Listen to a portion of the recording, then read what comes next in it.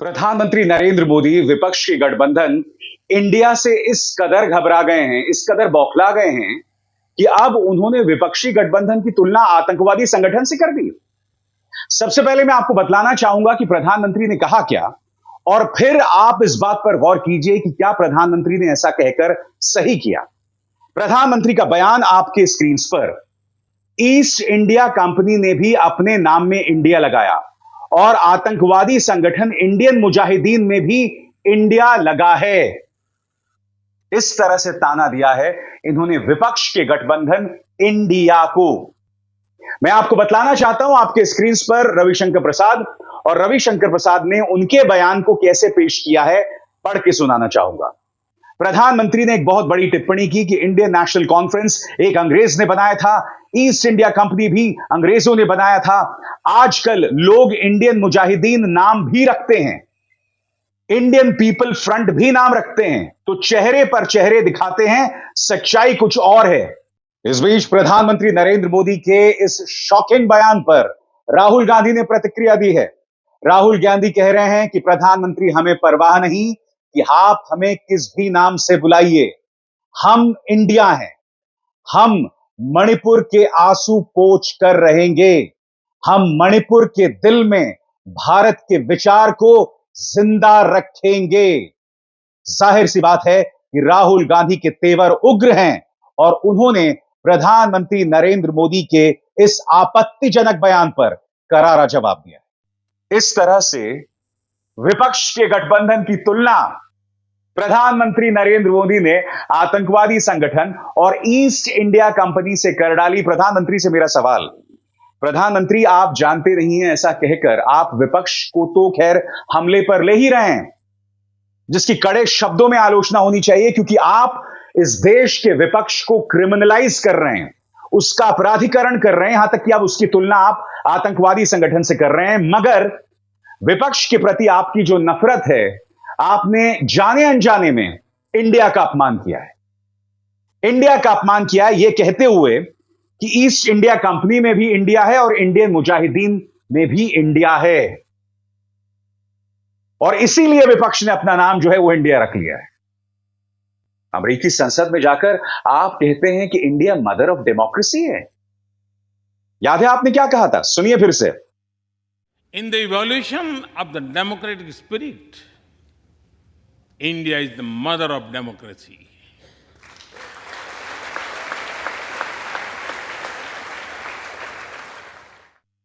प्रधानमंत्री, यही तो मैं आपसे समझना चाहता हूं।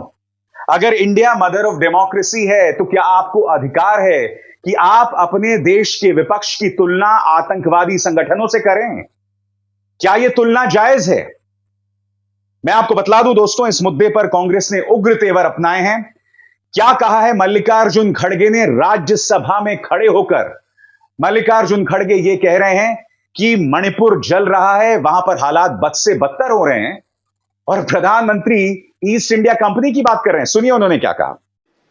देखिए, जब इतने लोग, इतने रिप्रेजेंटेटिव्स 267 के तहत नोटिस सतत 4 दिन से देते आ रहे हैं, और ऐसा ये पहली बार तो नहीं है।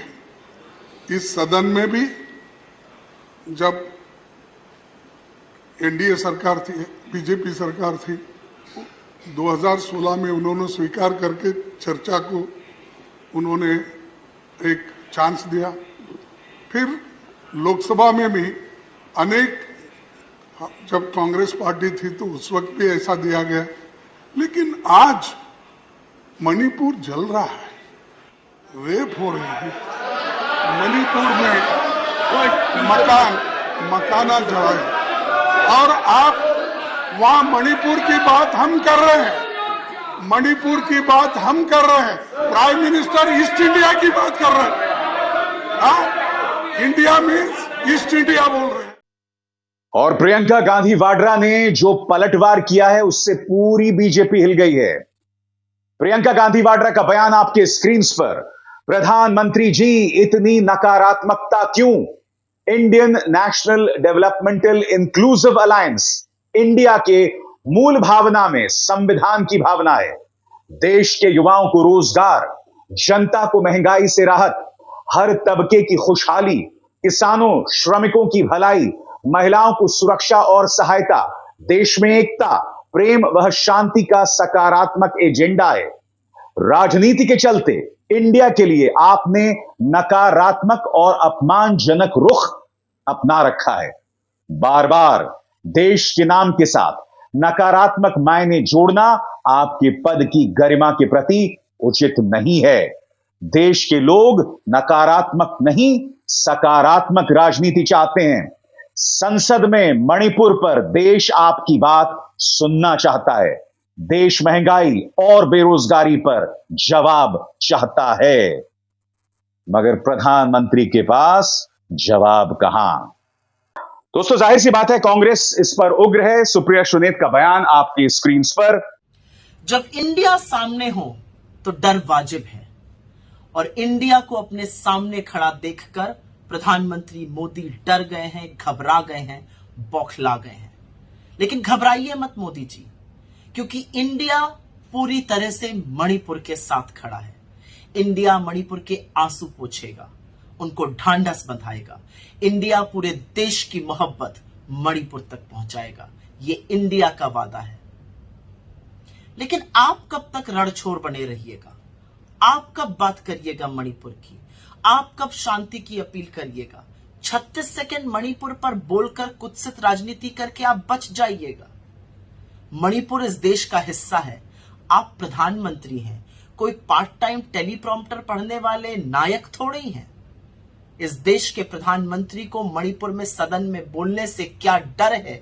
आज देश ये सवाल पूछ रहा है। कब तक भागे भागे फिरिएगा?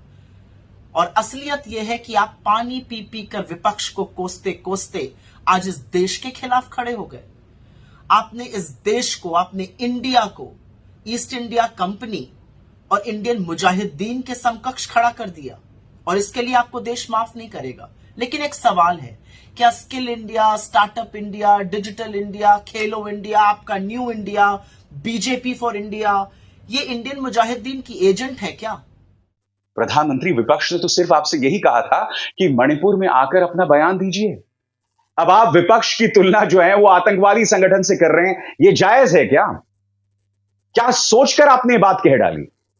मैं आज देश की जनता ही नहीं, प्रधानमंत्री नरेंद्र मोदी से एक सवाल पूछना चाहता हूं। राहुल गांधी के मोदी सरनेम को लेकर जब उन्होंने नीरव मोदी का हवाला दिया था, ललित मोदी का हवाला दिया था, जो देश का पैसा लेके भाग गए थे, उस मुद्दे को लेकर राहुल गांधी को 2 साल की सजा सुनाई गई थी, यह कहकर कि राहुल गांधी सभी मोदियों का अपमान कर रहे हैं, पिछड़ी जाति का अपमान कर रहे हैं। यहां प्रधानमंत्री नरेंद्र मोदी ने इंडिया को ईस्ट इंडिया कंपनी और आतंकवादी संगठन इंडियन मुजाहिदीन से जोड़ दिया।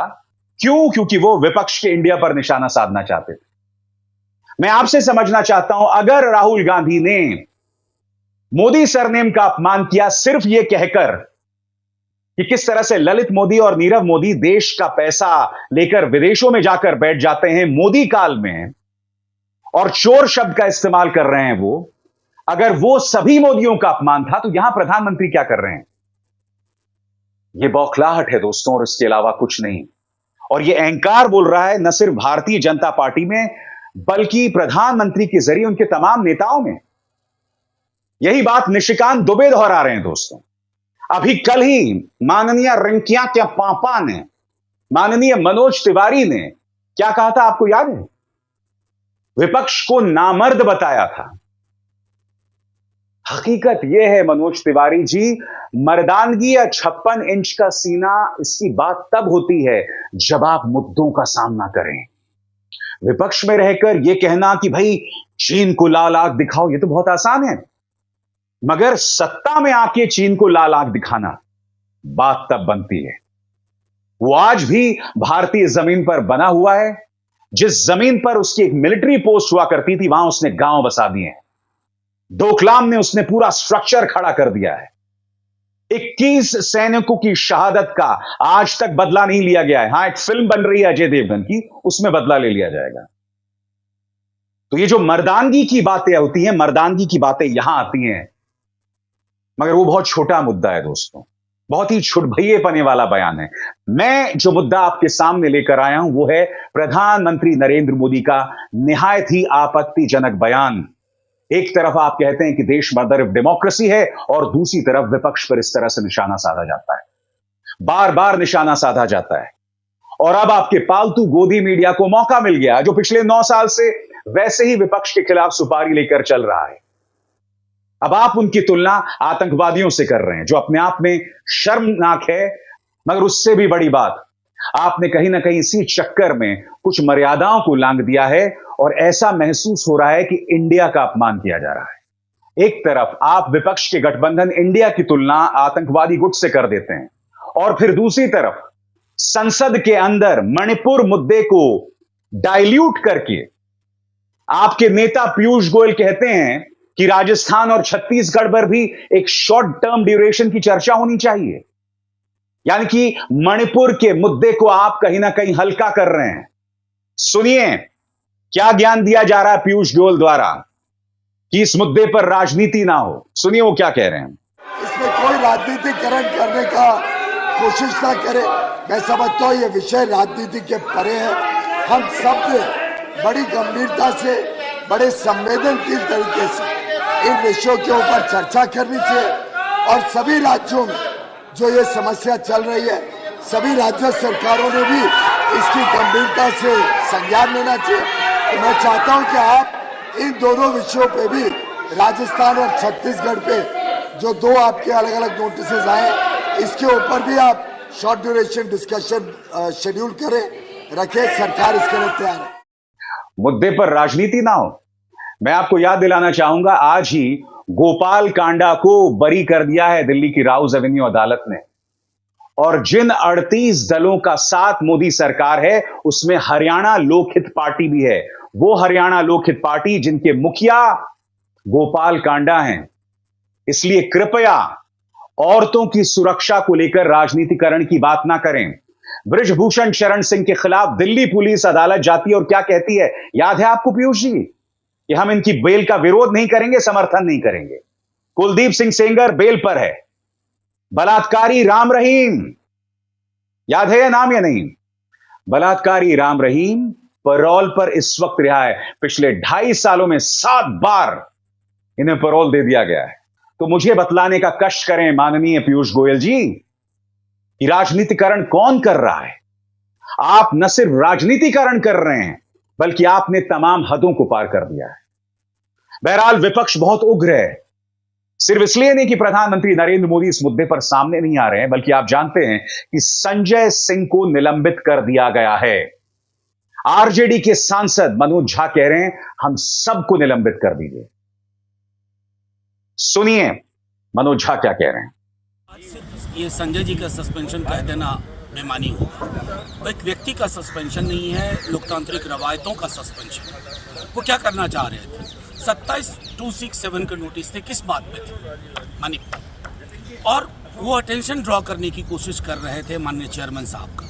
जब अटेंशन ड्रॉ नहीं हुआ तो उन्होंने जाके पास में रिक्वेस्ट करने की कोशिश की। आपने फौरी तौर पर उनको सस्पेंड कर दिया पूरे सत्र के लिए। लेकिन संदेश क्या गया है मणिपुर को, कि मणिपुर को लेकर के हमारी संसद, जिसके सर्वशक्तिमान प्रधानमंत्री जी, गृह मंत्री जी, वो नहीं चाहते कि मणिपुर के अंदर उसके विषय पर संवेदना से बातचीत हो। कोई भी कीमत हम चुकाने को तैयार हैं। एक सस्पेंशन क्या, कल तो हम ऑफर करने जा रहे हैं हम सबको सस्पेंड कर दें। लेकिन मणिपुर के लोगों को भरोसा दिलाओ, मणिपुर को न्याय दीजिए। वो जो विजुअल्स हमने देखी है ना, रोंगटे खड़े हो जाते हैं। हम सब कल कहने वाले हैं हमें भी सस्पेंड करो, क्योंकि इस दौर में सस्पेंडेड रहना बेहतर है, ताकि आप अपने समाज, अपने राज्य के लिए खड़े हो सकें। यह गजब का संगोल युग है।